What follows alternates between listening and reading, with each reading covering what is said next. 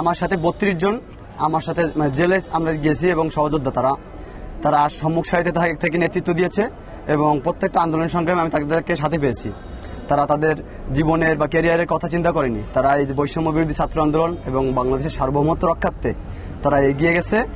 আর সব থেকে যে বড় বিষয়টা আমরা বলবো, আমরা এখনো অবধি আমাদের যে নির্যাতনের শিকার হয়েছি, এটা আমাদের যে আইনগত যে প্রক্রিয়ার মধ্যে যে বাধাটা ছিল ওই সময়টাই আমরা যে অ্যারেস্ট হয়েছে, এটা আমাদের পরিবারকে জানানো হয়নি। সেই সময় যখন আমাদেরকে জানানো হয়েছে, আমাদের হয়তো বাংলাদেশের আইন অনুযায়ী যেটা আছে যে 24 ঘন্টার মধ্যে আমাদের চালান করে দেওয়া বা একটা স্থায়ী একটা কোনো সমাধানে যাওয়া, তো আমাদেরকে গারদে ব্যবস্থা আটকে রাখা হয়েছে এবং মানসিকভাবে অনেক অনেক এইভাবে ছিলাম আমরা, কেউ প্রকাশ করতে পারতেছি না।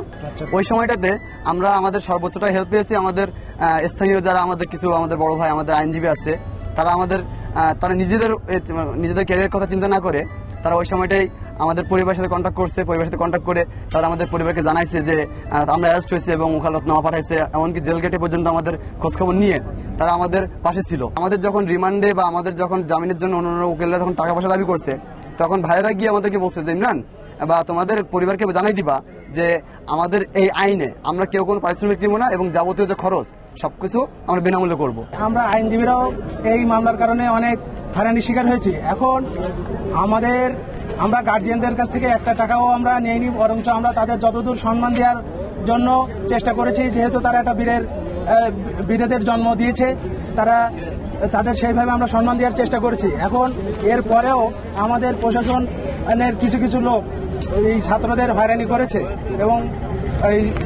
আমি সেই জিনিসটা বলতেছি, তাদের রিমান্ডে নিয়ে শাহরুখুজ্জামান, কাজী সাকিব, ইব্রাহিম, রনি ইসলাম, ফাহিম এবং